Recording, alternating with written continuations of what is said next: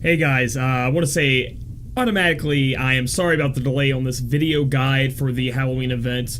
I had a lot of stuff I had to do this weekend, plus I streamed Saturday night and Friday, so these only the weekend, it's going to be hard for me to get these out immediately, but at least it's here now, right? At least it's here now. So the Halloween came out, and we have two different event dungeons that we can do. One being the Castle of the Dead, and the other being the Pumpkin Strider. The Pumpkin Rider Strikes, okay? And the differences here are that you're going to have to do the difficulty in the Castle of the Dead before unlocking the boss in the Pumpkin Rider Strikes. So let's talk about the Castle of the Dead. This is where you're going to have to fight. It's more of a dungeon where you're going to have to fight massive waves of enemies. Several AoE attacks are going to be good here. The one thing I will tell you is that during these waves of enemies, they're all going to take a lot more damage from fire. They all are weak to fire. They are resistant to dark, things like that. So what you guys want to do is use spells like Viagra, use these AoE spells to knock down the enemies. You may need an ether or two. That does get kind of long. And just get in there and do that, guys. Just chain Viagra, chain magic, chain AoE. You should be able to knock all these guys down. So talking about beginner in the Castle of the Dead, it has 5 battles, and the last boss in there is Fossil Dragon. And all I gotta tell you about Fossil Dragon is raise him. He dies instantly. You raise him, you hit him with a Phoenix down, boom. He's out of here. Going on to intermediate, we have 10 battles. So again, guys, there are a lot of enemies, huge waves. You guys are going to have to use, your fire abilities, things like that, to burn them down, chain them together, and they'll disappear instantly. There's no big deal about that. If you do have a lightning or a lightning friend using the fire blitz attack or whatever the AoE physical damage fire spell, piece of cake, man. You guys will wipe it out. But anyway, it has 10 battles. You're going to have 2 bosses to fight in the intermediate, in the Bone Dragon and the Fossil Dragon. I think they both show up here. Both of them die to raise. So, I know Phoenix Downs are kind of rare, so I don't know if you guys want to keep spinning Phoenix Downs to kill these guys. You could kill them normally. If you want to kill them normally, they are, again, weak to fire. Blow them down with some fire, deshell them, imperil them, hit them with a lot of fire, they'll die. But you can raise both of them. If you have somebody like Terra, Tella, anybody that has raise, even the White Witch Finna could be on your team, and you just raise them and they're going to die. Going on to advance, this one is a kind of a hefty lot of trash mobs on the way to the bosses, guys. 15 battles. I think every one of them has 6 enemies. Every wave has 6 enemies, so a lot of enemies.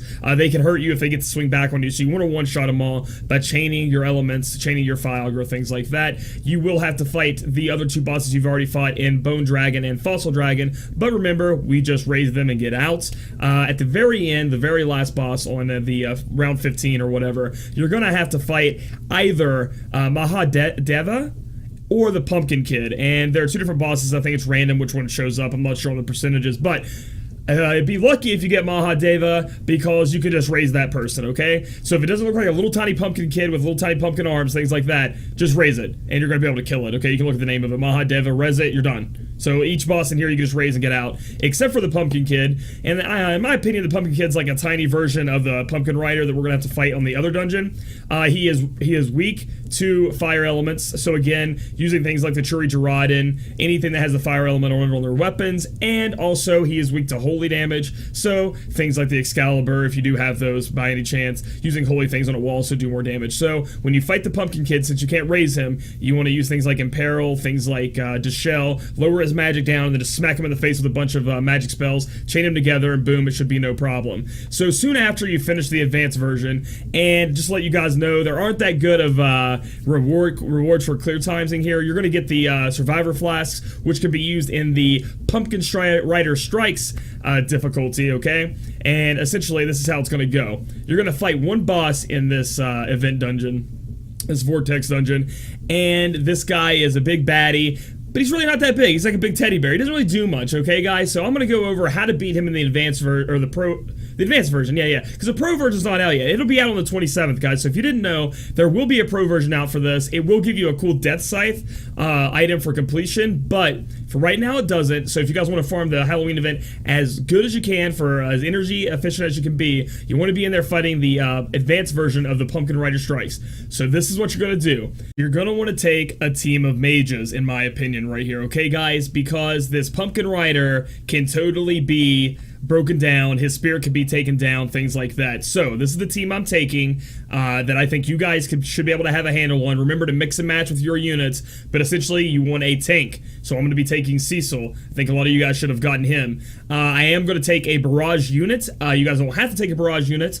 However, I don't think everybody's going to have enough mages, good mages, to fill the party. So I'm going to assume you guys have one good physical damage dealer, and that physical damage dealer is going to have Ifrit on them due to the fact that that's more attack stat, and the Pumpkin Rider or whatever, the Pumpkin Rider boss, is a demon plantoid. Ifrit does give plant killer, and that should apply to your physical damage, although people are calling in bugs saying it's not applying correctly. It still should, so that's how we're going to say it, okay?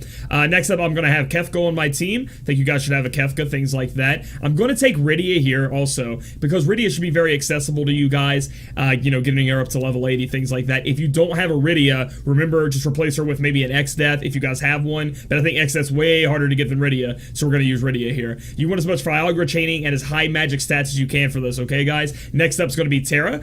This could be Tella, or you could run both Terra and Tella if you have them both. We're just going to get as much Viagra as we can get going, and that's our team, okay, guys? So it's going to be Cecil, COD, Kefka, Rydia, and Terra. And moving on to actually going into the dungeon, you want to find a high-profile mage on your friends list, preferably X-Death. You could take Kefka. If you have a lightning, go ahead, take lightning, because it's going to carry you super hard through this. But I'm going to go with, maybe you don't have a lightning friend, should have an X-Death friend, some kind of mage. Take one of them. Tella's even good too, you know, whatever they have available.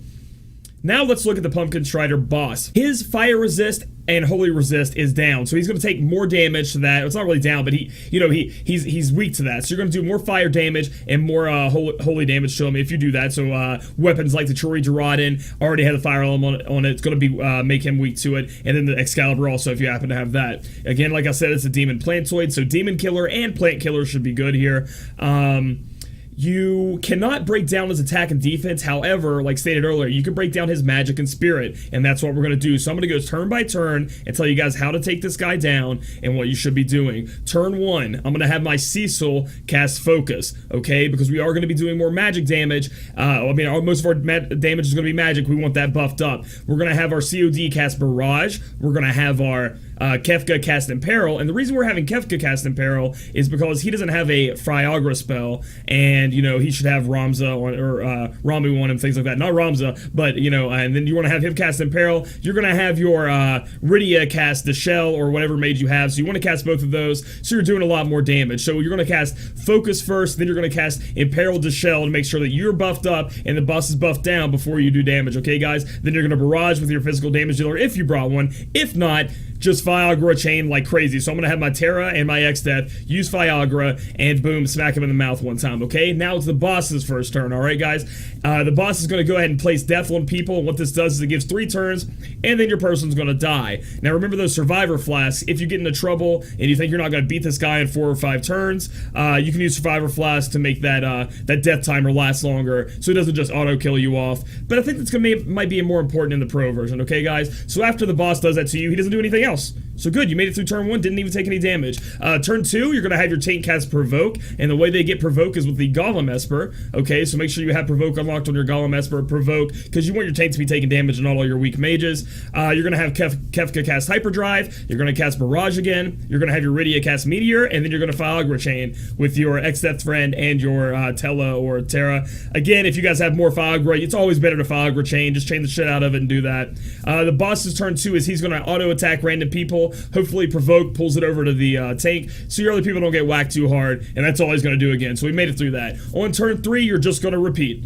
Okay, your tank could heal if you wanted to. If you need to heal, Cecil could heal. If it doesn't heal, you could maybe boost your own defense or something on your tank. I think at this point you've had a chance of being paralyzed. Maybe if somebody's paralyzed, your tank can go ahead and unparalyze them. If your tank's paralyzed, don't worry about it. We'll get to that next turn. Okay, so then you're gonna do the same thing you guys did last turn, where you're hyperdriving, you're barraging, you're Viagraing. If you have Rydia, you're gonna cast Meteor because it's your strongest ability. Boom, hit him really hard. That's what's gonna happen. The boss's turn 3 is actually a pretty devastating attack. It's some kind of AoE damage. I'm not sure exactly the name of it, and it's gonna hurt a lot. And normally here, I've seen a lot of the time my tank get paralyzed. So there's my tank's paralyzed. Okay, on turn 4 now of your own turn, you should have everybody alive and possibly one of your people paralyzed.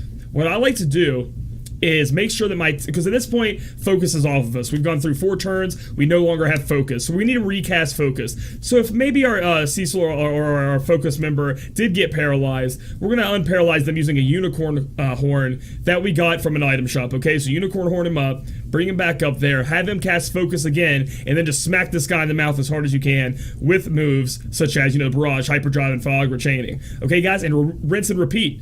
I mean, after this turn, people are going to die to the death ability, but the guy should be down so far. If you use the equipment I showed you, or, things like that, use the characters I showed you, have a pretty strong mage friend, or if you had a lightning friend, he already killed it, for sure. If you do have a lightning friend, I will tell you this, you want to use Crushing Blow, not her fire spell on the boss, as he does have really high armor and defense, but Crushing Blow will ignore that and do a lot more damage, okay, guys? And that should be it, guys. You should be able to take the boss down. I think everybody out there should, as long as they've had about a month and a half, 2 months into this game. Okay, so that's what this event is. That's what these events are about.